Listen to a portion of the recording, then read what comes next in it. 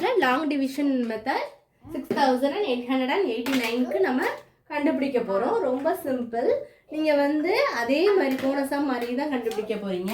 Question எழுதிக்கோங்க. முதல்ல 6889.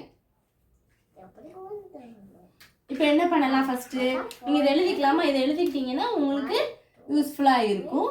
2 2s 4, 3 3s 9, 4 4s 16. நீங்கள் சைடில் கொஞ்சம் பழகுற வரைக்கும் நீங்கள் எழுதிக்கோங்க. அப்போ தான் உங்களுக்கு ஈஸியாக இருக்கும்.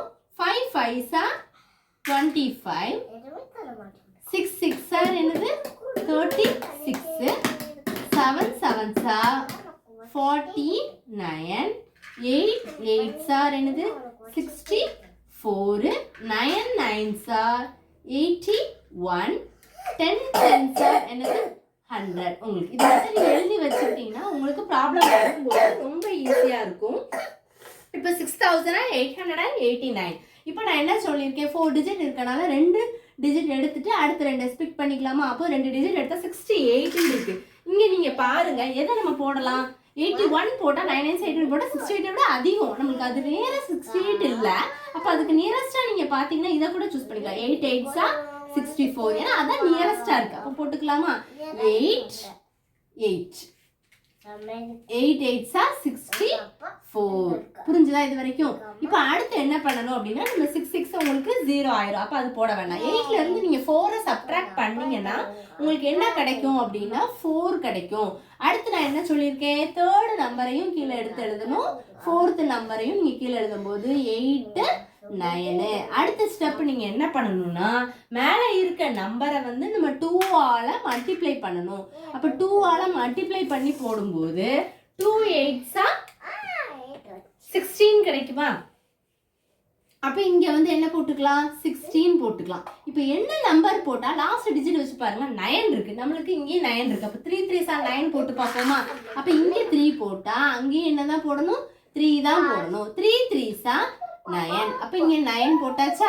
அப்போ 3 கூட 6 வந்து நீங்கள் மல்டிப்ளை பண்ணி போடணும். 3 6 மல்டிப்ளை பண்ணி போட்டிங்கன்னா 18.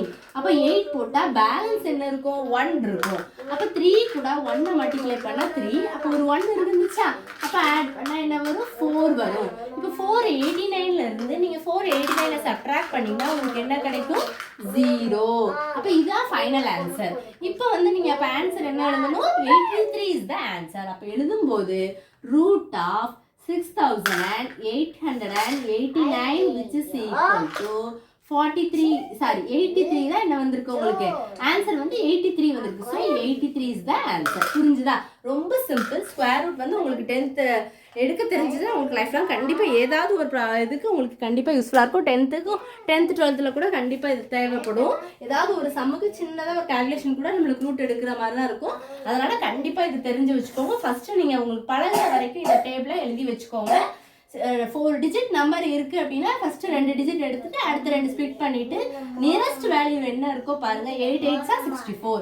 அப்போ போட்டுட்டு சப்ட்ராக்ட் பண்ணி போட்டிருக்கேன். அடுத்து 8 9. அதாவது 3rd நம்பர் 4th நம்பர் எழுதிட்டு இங்கே 2ஆல் மல்டிப்ளை பண்ணி போட்டுருங்க. என்ன நான் ஃபஸ்ட் போட்டுட்டேன்னா அதான் செகண்ட் ஸ்டெப். அதுக்கப்புறம் நியரஸ்ட் லாஸ்ட் டிஜிட் பாருங்க 9. 9லேயே நம்மளுக்கு 3 3s 9 இருக்குது.